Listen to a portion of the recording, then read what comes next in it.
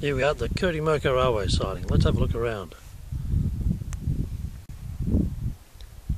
Kurtimurka is the one of the best kept fettlers' cottages on the old Ghan railway, formerly known as the Great Northern Railway.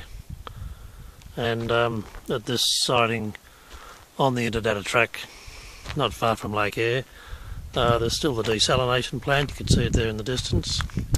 That was for desalinating the water for the steam locomotives, and there's still quite a bit of railway track here too.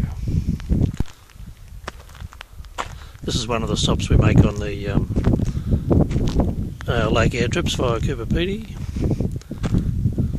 Check us out on the website or give us a call, 1300 763 188. That's 1300 763 188. Last train went through here in December 1980, 31st of December 1980, and they pulled most of the steel up to 1982.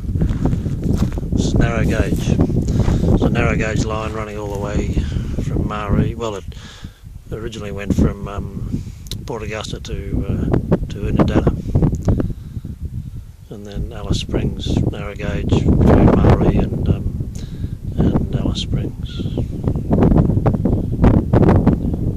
This line served the Central Australian districts for over 100 years, so it's quite an engineering feat and substantial, significant influence on Australian history. As I said, 56 trains a week during World War II. Without the Ghan operating and sending those supplies to Darwin, might have been a different story.